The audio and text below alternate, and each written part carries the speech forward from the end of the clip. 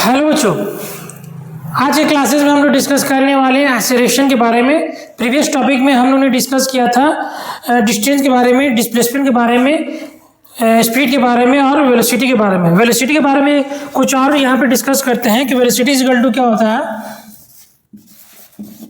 Velocity is equal to होता है speed plus direction. ठीक है, अब वेलोसिटी कब कब चेंज करें? जब मैग्नीट्यूड चेंज हो, स्पीड एक्चुअली में मैग्नीट्यूड है, स्पीड चेंज करे, डायरेक्शन चेंज करे या दोनों चेंज करे, उस केसेस में मेरा क्या चेंज होगा? वेलोसिटी चेंज होगा। वेलोसिटी चेंज होने का मतलब ये है कि वहाँ पर क्या पाया जा रहा है? एक्सीलरेशन पाया जा रहा है। ठीक है, एक्सीलरेशन नॉर्मली क्या होता है? Acceleration is equal two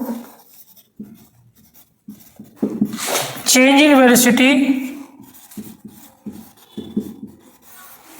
upon में time. Change in velocity upon में टाइम, उसको क्या बोलेंगे? एक्सीलरेशन वहाँ पे पाया जाएगा जहाँ पर वेलोसिटी मेरा चेंज हो। अब वेलोसिटी चेंज कहने का मतलब क्या है कि समय के साथ मेरा इस वेलोसिटी चेंज हो। ए से गए बी, बी से गए सी, सी से गए डी। ये 5 मीटर पर सेकेंड, ये 10 मीटर पर सेकेंड, ये 15 मीटर पर सेकेंड। अब यहाँ देखिए, ए से बी गए तो स्पीड वेलोसिटी मेरा चेंज हो रहा है, बी से सी गए तो भी चेंज हो रहा है। इसको 1 सेकेंड ले लीजिए, ये भी 1 सेकेंड, ये भी 1 सेकेंड। ठीक, ए से बी गए 5 मीटर पर सेकेंड 1 सेकेंड लिए, बी से सी गए 1 सेकेंड में 10 मीटर पर सेकेंड, सी से डी 1 सेकेंड में 50 मीटर पर सेकेंड। तो यहाँ पर आप देख सकते हैं कि लगातार आपका वेलोसिटी क्या है? चेंज कर रहा है। तो जब वेलोसिटी चेंज करेगा वहाँ पे क्या पाया जाएगा? एक्सीलरेशन पाया जाएगा। तो यहाँ से एक चीज़ समझ में आए कि एक्सीलरेशन का जो ऐसा यूनिट होता है मीटर पर सेकेंड स्क्वायर। इट्स ऐसा यूनिट इज मीटर पर सेकेंड स्क्वायर। एक चीज़ और ये बच्चा लोग, ये एक वेक्टर क्वांटिटी है। It is a vector quantity. Vector quantity के बारे में आप लोग बता चुके हैं, जिसमें मैग्नीट्यूड और डायरेक्शन हो उसको क्या बोलेंगे? Vector quantity. ठीक, एक्सीलरेशन की खासियत ये भी है, अगर ये वेक्टर क्वांटिटी है तो ये पॉजिटिव हो सकता है। It can be positive, negative and zero. ठीक है, ये पॉजिटिव भी हो सकता है, नेगेटिव भी हो सकता है और जीरो भी हो सकता है। इसका बच्चा लोग 4 टाइप होता है ना। एक्सीलरेशन उसको बोलते हैं जहाँ पर वेलोसिटी चेंज हो। वेलोसिटी चेंज कब होगा? जब स्पीड चेंज हो, डायरेक्शन चेंज हो या दोनों चेंज हो। जैसे मान लीजिए अगर स्ट्रेट पाथ पे अगर हम जा रहे हैं, लगातार अपने स्पीड को चेंज कर रहे हैं, कभी 5 मीटर, कभी 10 मीटर, कभी 15 मीटर पर सेकेंड के स्पीड से, तो लगातार जब स्पीड मेरा चेंज होगा उस केसेस में मेरा क्या पाया जाएगा? एक्सीलरेशन पाया जाएगा। ठीक, अगर हम सर्कुलर पाथ में भी मूव करते हैं नॉर्मली कांस्टेंट स्पीड के साथ, मान लीजिए हम एक सर्कुलर पाथ में 5 मीटर पर सेकेंड की स्पीड से घूम रहे हैं, तो लगातार यहाँ पे मेरा डायरेक्शन क्या हो रहा है? चेंज हो रहा है। तो डायरेक्शन लगातार जब चेंज होगा उस केसेस में भी मेरा क्या पाया जाएगा? एक्सीलरेशन पाया जाएगा। तो यहाँ पे सर्कुलर पाथ में हम लोग आगे में जब पढ़ेंगे, 2 तरह का एक्सीलरेशन होता है। एक होता है रेडियल एक्सीलरेशन और एक होता है टेंजेंशियल एक्सीलरेशन। मतलब जो रेडियस के अलॉन्ग से एक्सीलरेशन होगा उसको रेडियल बोलेंगे, और टेंजेंट के अलॉन्ग लगने वाला एक्सीलरेशन को बोलेंगे टेंजेंशियल, जो सर्कुलर मोशन में आएगा। ठीक है, इसमें भी हम लोग ज़्यादा डिस्कस नहीं करेंगे। एक्सीलरेशन समझ में आया आप लोग को कि भाई जो वेलोसिटी चेंज हो समय के साथ उसको बोलेंगे एक्सीलरेशन। एक्सीलरेशन का एक वेक्टर क्वांटिटी, इसका यूनिट मीटर पर सेकेंड स्क्वायर होता है। ये पॉजिटिव, नेगेटिव और जीरो भी हो सकता है। ठीक है, अगर वेलोसिटी कांस्टेंट हो जाए, एक केस में अगर किसी केस में वेलोसिटी कांस्टेंट हो जाए, उस केसेस में एक्सीलरेशन मेरा क्या हो जाएगा? जीरो हो जाएगा, क्योंकि एक्सीलरेशन का मतलब ही है कि वेलोसिटी लगातार चेंज करे। आगे देखिए,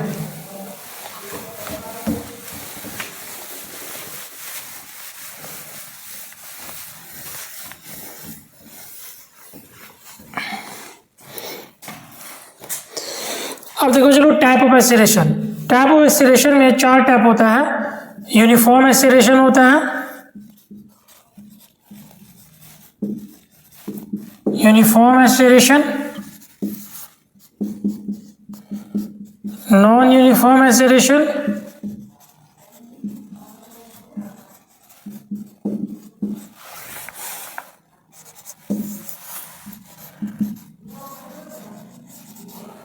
average acceleration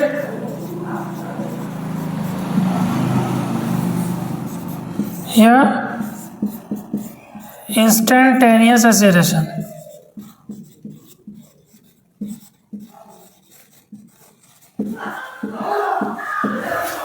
uniform acceleration, non uniform, average acceleration और इंस्टेंटेनियस एक्सीलरेशन। नॉर्मली जो आप लोग को पढ़ना है वो एवरेज और इंस्टेंटेनियस पढ़ना है। यूनिफॉर्म एक्सीलरेशन, नॉन यूनिफॉर्म थोड़ा समझ लीजिए। अगर मेरा वेलोसिटी इक्वल अमाउंट में चेंज होगा इक्वल इंटरवल ऑफ टाइम में, उसको यूनिफॉर्म एक्सीलरेशन बोलेंगे। नॉन यूनिफॉर्म एक्सीलरेशन, अगर वेलोसिटी अनइक्वल अमाउंट में चेंज हो इक्वल इंटरवल ऑफ टाइम, उसको क्या बोलेंगे? Non uniform. जैसे देखिए एग्जाम्पल समझ लीजिए हल्का सा। ए से गए बी, बी से गए सी, सी से गए डी। यहाँ पे 5 मीटर पर सेकेंड 1 सेकेंड में, 10 मीटर पर सेकेंड 1 सेकेंड में, 15 मीटर पर सेकेंड 1 सेकेंड में। अब यहाँ पर देखिए आपका जो वेलोसिटी जो है इक्वल अमाउंट में चेंज हो रहा है इक्वल इंटरवल ऑफ टाइम में। 1 सेकेंड में 5 मीटर पर सेकेंड, 1 सेकेंड में 10 मीटर पर सेकेंड, मतलब 5-5 यूनिट बढ़ रहा है वेलोसिटी। तो वेलोसिटी मेरा इक्वल अमाउंट में चेंज हो रहा है तो उसको बोलेंगे यूनिफॉर्म एक्सीलरेशन। ठीक। नॉन यूनिफॉर्म एक्सीलरेशन का एग्जाम्पल क्या होगा? जैसे ए से गए बी, बी से गए सी, सी से गए डी। यहाँ पर 5, यहाँ पर 7, यहाँ पर 10, यहाँ पर 15। 1 सेकेंड 1 सेकेंड 1 सेकेंड 1 सेकेंड। देखिए 1 सेकेंड में 5 मीटर पर सेकेंड, 1 सेकेंड में 7 मीटर पर सेकेंड, 1 सेकेंड में 10 मीटर पर सेकेंड, 1 सेकेंड में 15। तो नॉन यूनिफॉर्म वेलोसिटी बढ़ रहा है तो इसको बोलेंगे नॉन यूनिफॉर्म एक्सीलरेशन। ठीक है। लेकिन नॉर्मली जो पढ़ना है बच्चों लोग वो है एवरेज एक्सीलरेशन। एवरेज एक्सीलरेशन क्या होता है? देखिए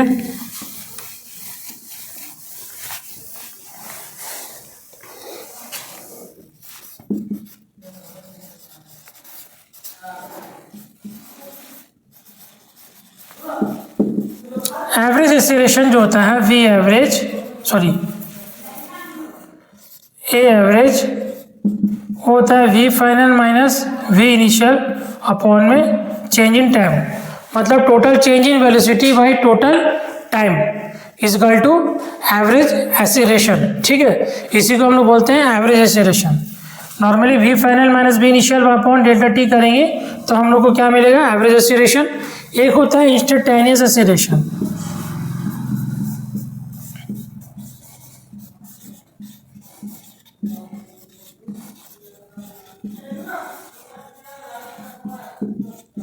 इंस्टेंटेनियस एक्सीलरेशन जो होता है एट एनी इंस्टेंट, किसी भी इंस्टेंट पर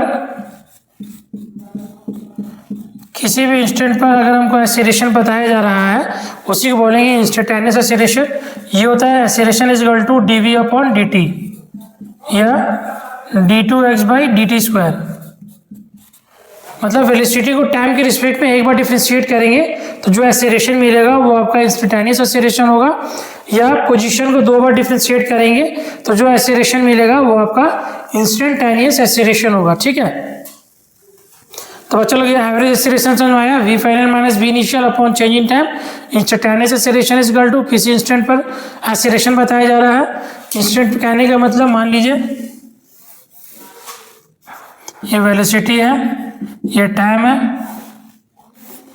इस इंस्टेंट पर अगर हम एक्सीलरेशन निकालेंगे इस पॉइंट पर टेंजेंट ड्रॉ करके कर्व पर तो क्या मिलेगा हमको?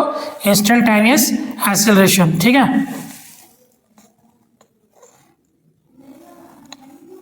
ये हो जाएगा डेल्टा वी, ये हो जाएगा डेल्टा टी।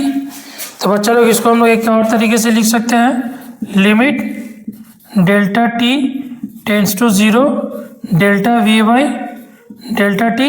इसी को हम लोग लिखते हैं d v upon d t math के टर्म में। ठीक है। इसको थोड़ा बड़ा कर देते हैं।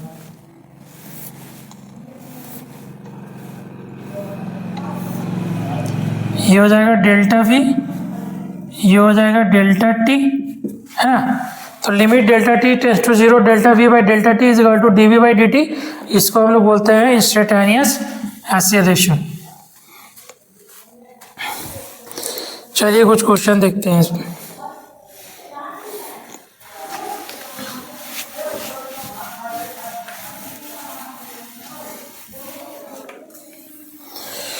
क्वेश्चन क्या है? क्वेश्चन है s is equal to 2t square plus 2t plus 4 where s is in meter, where s is in meter and t in second. t second, S मेरा मीटर में है, टी मेरा सेकेंड में है. The acceleration of the particle, the acceleration of the particle. तो particle का acceleration क्या होगा बताना है. तो आपका पोजीशन दे दिया है, एक्सीलरेशन निकालना है, तो इसको दो बार डिफ्रेंशिएट करेंगे. S is equal to 2t square plus 2t plus 4. Differentiation पढ़ा चुके हैं हम लोग, है ना, पढ़ चुके हैं. डिफ्रेंशिएट करेंगे एक बार. ds by d t is equal to 2 dt square by d t plus 2 dt by d t plus d4 by d t. D t square by d t जो होगा मेरा 2t हो जाएगा, हम लोग पढ़ चुके हैं. 2 into 2t, D t by d T 1 हो जाएगा, कांस्टेंट का डिफ्रेंशिएशन 0, तो ये हो जाएगा 4t प्लस 2. ठीक, एक बार और डिफ्रेंशिएट करिए, क्या कि ये वेलोसिटी निकला है. तो dv by d t is equal to 4 dt by d t plus differentiate करेंगे 2 को dt के रिस्पेक्ट में, तो ये आएगा 4 इंटू 1, तो 4 हो गया आपका आंसर. ठीक है, क्लियर है? चलो दो बार डिफ्रेंशिएट किए, क्या किए यहाँ पर देखिए समझिए. D t square by d t जो है नॉर्मली जो फॉर्मूला यूज़ किया गया है वो फॉर्मूला है डिफ्रेंशिएशन ऑफ एक्स का power n by D x is equal to n into x का पावर n माइनस 1. ठीक, तो यहाँ पे n था 2, तो 2 इंटू 2 टी का पावर 2 माइनस 1, तो 2 माइनस 1 हो गया, और D t by d T आपका 1 हो गया, कटिए, तो आंसर आया 4. अगला सवाल देखिए.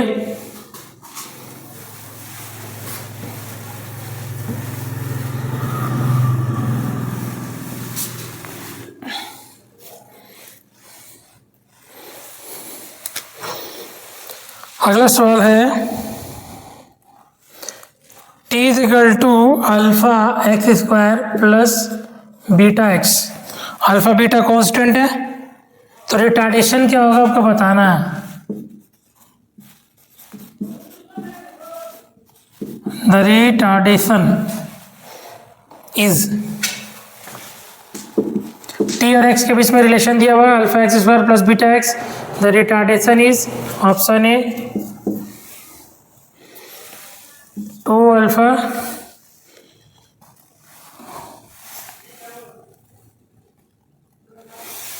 v cube, option b 2 beta v cube, option c 2 alpha beta v cube, option d none of this.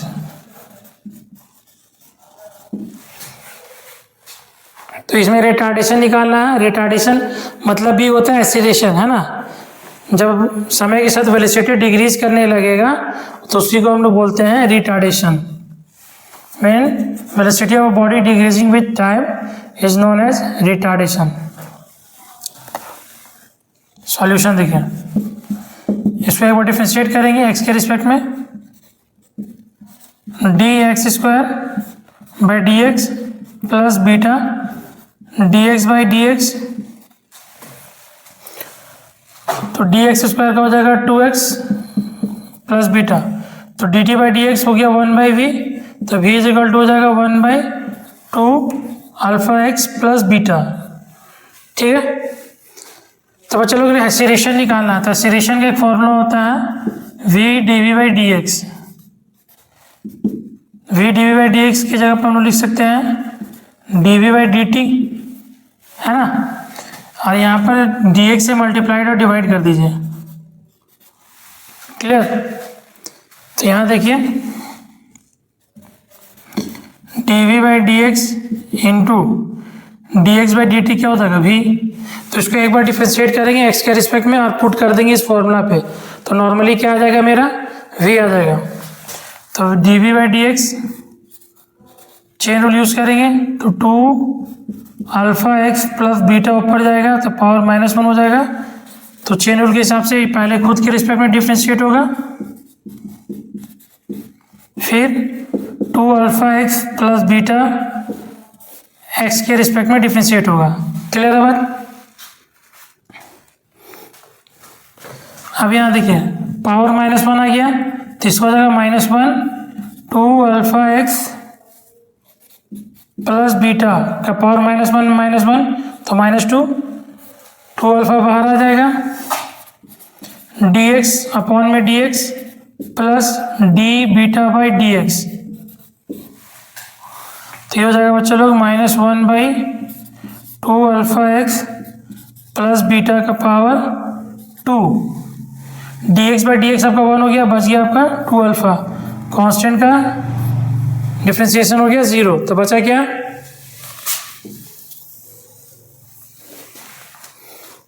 तो dv बाई डी एक्स क्या आ गया, dv बाई डी एक्स आ गया आपका -2 alpha 2 alpha x plus beta का whole square. ठीक, लेकिन हमको चाहिए एक्सीलरेशन, मतलब रिटार्डेशन। तो v dv by D x, v मेरा कितना है तो 1/2 अल्फा इस फॉर्मूला में पुट कर दीजिए, तो ये हो जाएगा 1/2 alpha x plus beta into 2 alpha by 2 alpha x plus beta का होल स्क्वायर। ठीक, तो ये पूरा टर्म हो जाएगा 3, तो एक्सीलरेशन इज इक्वल टू आ जाएगा आपका 2 alpha by 2 alpha x plus beta का पावर 3।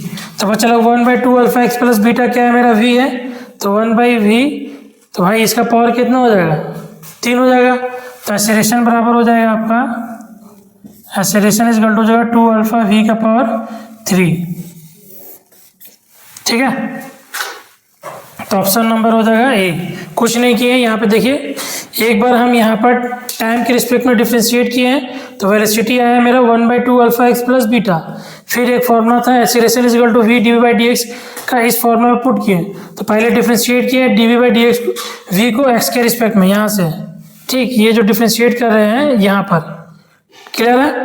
तो डिफ्रेंशिएट करने पे आया -2 alpha by 2 alpha x plus beta का पावर 2। तो भाई dv बाई डी एक्स मेरा कितना आ गया, ये आया पूरा dv by D x.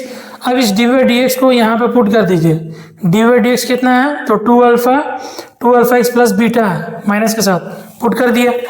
v मेरा कितना है तो v मेरा 1/2 अल्फा एक्स प्लस बीटा, उसको भी पुट कर दिया। तो पुट करने के बाद भाई मेरा कितना आया 2 alpha x plus beta, 2 alpha x plus beta power 2, तो ये 3 हो गया। तो acceleration is equal to 2 alpha beta cube हो गया। क्यों?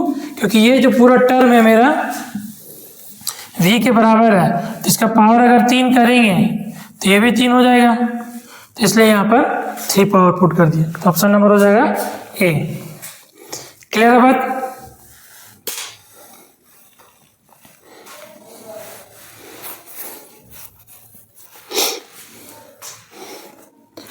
चलिए आगे बढ़ते हैं।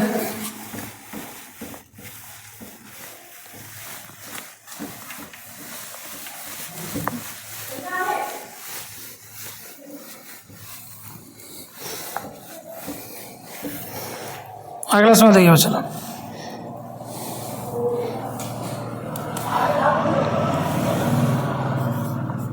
सवाल क्या है।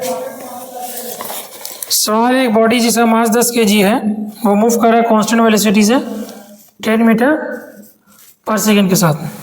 ठीक, मैंने कांस्टेंट फोर्स एक्ट फोर, इसी पर कांस्टेंट फोर्स एक्ट हो रहा कितना सेकेंड के लिए, constant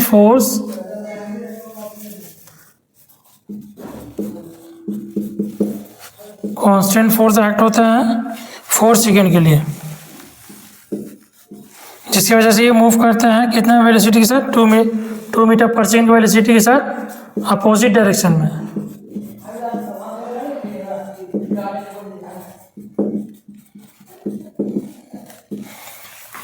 the acceleration produce in it क्या होगा, क्वेश्चन देखिए लिख देते हैं।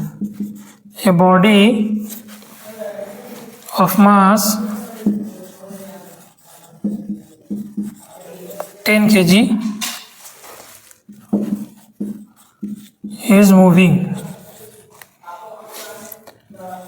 with a constant velocity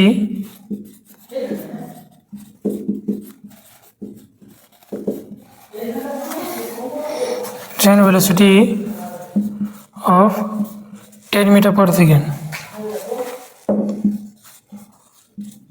when a constant force act on it for 4 seconds, it moves with velocity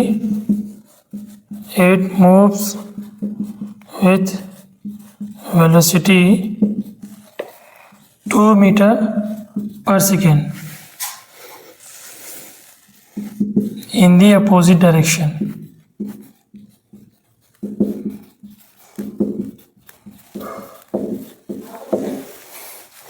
acceleration जो होगा इसमें क्या होगा बताइए। देखिए बोला गया बच्चा लोग, एक बॉडी है जिसका मास 10 kg मूव कर रहा है कांस्टेंट वेलोसिटी 10 मीटर पर सेकेंड की स्पीड के साथ। उस पर क्या होता है, एक फोर्स लगाया जाता है 4 सेकेंड के लिए, जिसकी वजह से फोर्स जब लगता है तो वो मूव करता है 2 मीटर पर सेकेंड की स्पीड के साथ अपोजिट डायरेक्शन में, मतलब जिस डायरेक्शन मूव कर रहा था उसके अपोजिट डायरेक्शन में वेलोसिटी लगना शुरू हो जाता है। तो एक्सेलरेशन बराबर होता है v final minus v initial upon में टाइम। फाइनल वेलोसिटी कितना है 2, वो भी अपोजिट डायरेक्शन में तो -2। इनिशियल कितना है 10 अपॉन में टाइम कितना है 4, तो -12/4, तो ये -3 मीटर पर सेकेंड आपका आंसर। ठीक है, अगर सेम डायरेक्शन में रहता तो ये +2 में आ जाता, लेकिन अपोजिट डायरेक्शन में है इसलिए -2 लिए। क्लियर है बात, बहुत ईजी सवाल था ये। चलिए कुछ क्वेश्चन और लेते हैं।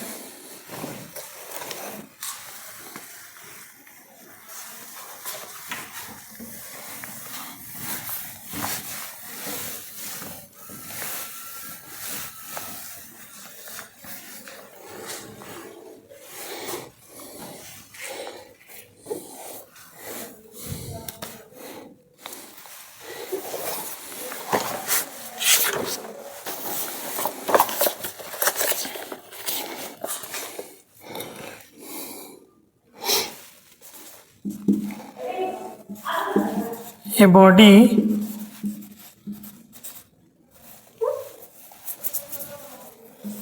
body cover 1/3 of the distance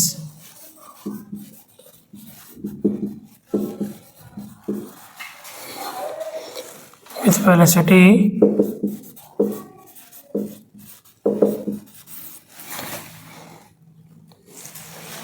v1, the second 1/3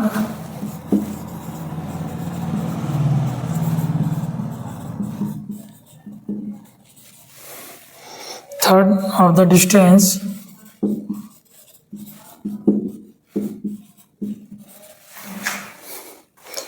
with the velocity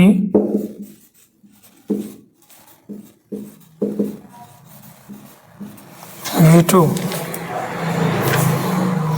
and the last 1/3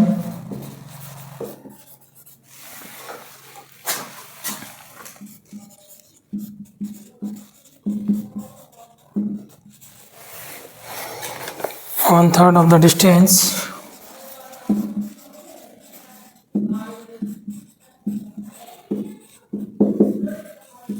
with the velocity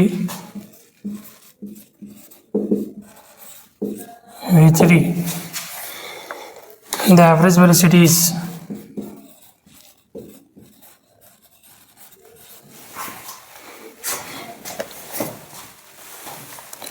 the average velocity is क्या होगा। देखिए सवाल ये है कि एक बॉडी है कवर करता है 1/3 of the distance with velocity v1, second 1/3 of the distance with velocity v2 and the last 1/3 of the distance with velocity v3। Average velocity क्या होगा इसका बताना। कुछ नहीं है, चलो बहुत इजी सवाल है ये।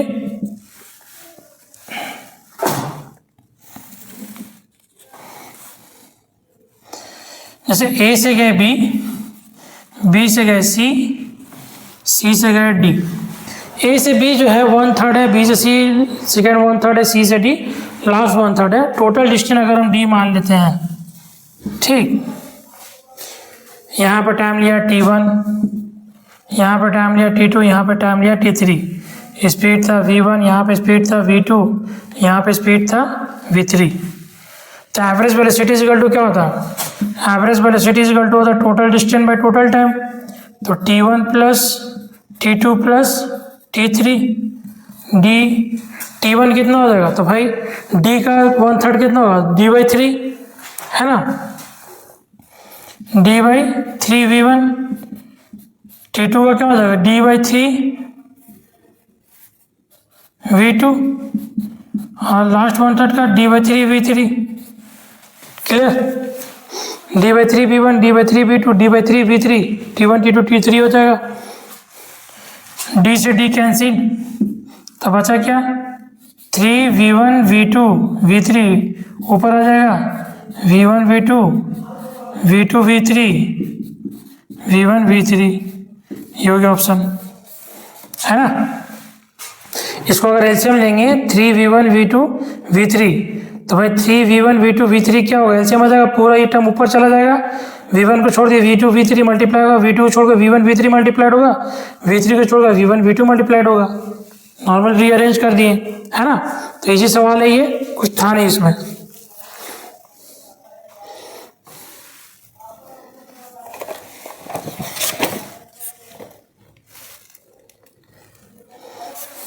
देखिए अगला सवाल पे चलो।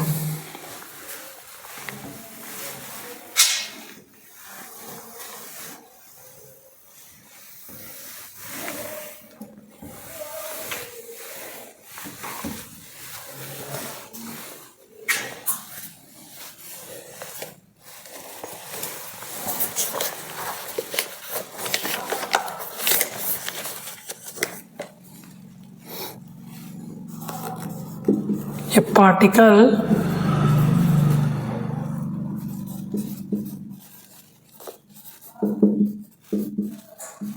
moves a distance x in time t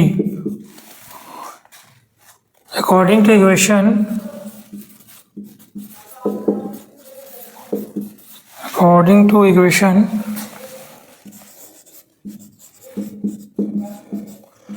x is equal to t plus 5 का पावर -1। The acceleration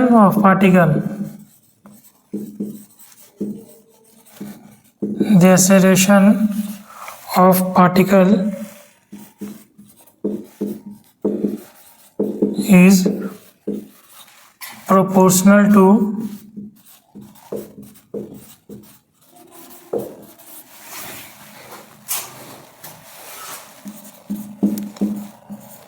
वेलोसिटी का पावर 2/3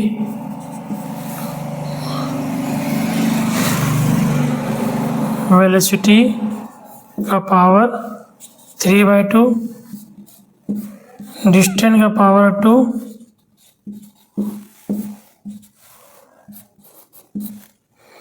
डिस्टेंस का पावर -2।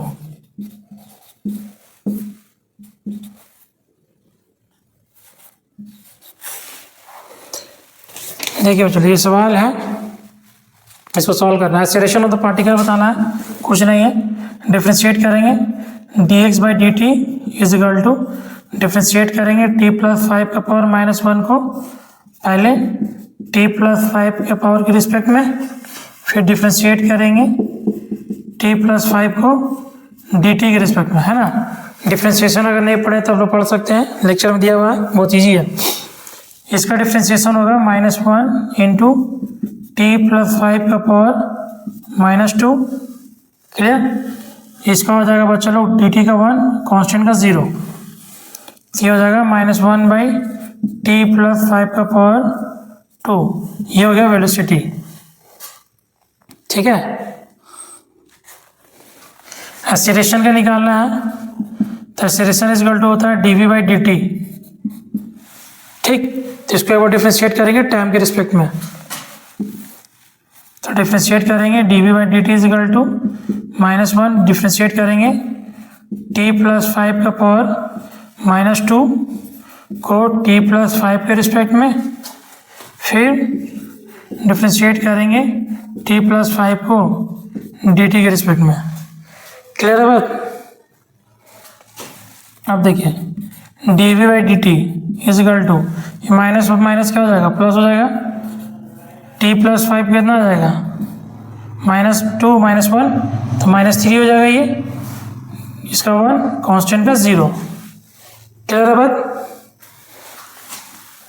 अब देखिए तो ये हो जाएगा बच्चा लोग t+5⁻3। यहाँ से एक चीज़ देखिए, इसको हटा दे रहा, इसका पावर उधर जब भेजेंगे तो v का पावर 1/2 हो जाएगा और ये हो जाएगा 1/t+5, है ना। तो मतलब हम लोग 1/t+5 को क्या लिख सकते हैं, हम लोग लिख सकते हैं acceleration is equal to 2 into v का पावर 3/2 लिख सकते हैं ऐसा। 1/t+5 का मतलब v पावर 1/2, तो t+5 का पावर 3 का मतलब क्या है, v का पावर 3/2। तो इसलिए एक्सीलरेशन जो होगा डायरेक्टली प्रोपोर्शनल होगा v का पावर 3/2। तो ऑप्शन नंबर बी हो जाएगा।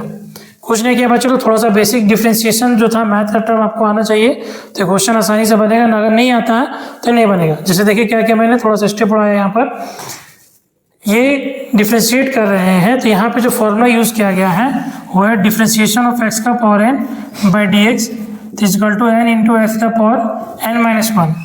क्लियर। तो -1 है यहाँ पे, तो -1 सामने आ गया और -1 कितना हो जाएगा, -2। कांस्टेंट का टी का डिफ्रेंशिएशन टी के रिस्पेक्ट में 1 और कांस्टेंट का डिफ्रेंशिएशन हो जाएगा 0। ठीक। अब ये टर्म आगे नीचे, अब इस 2 को उधर भेज दिए तो v का पावर 1/2 ये बन गया t1/t+5, -1 को निगलेक्ट कर रहे हैं। ठीक। dv/dt is equal to -1 t, फिर डिफ्रेंशिएट करेंगे इसी को, है ना। ये जो टर्म लिए हैं इसको, इसी को हम डिफ्रेंशिएट करेंगे फिर से। तो फिर से जब डिफ्रेंशिएट करने लगे तो आया मेरा कितना, t+5 का पावर 3। अब क्या है कि 1/t+5 का मतलब क्या है, v का पावर 1/2 है, तो t+5 का पावर 3 है, तो इसका मतलब क्या हो जाएगा, v का पावर 3 हो जाएगा। जैसे यहाँ पे हम 3 पावर देंगे तो ये हो जाएगा 3/2, इसलिए वहाँ पर 3/2 हो गया।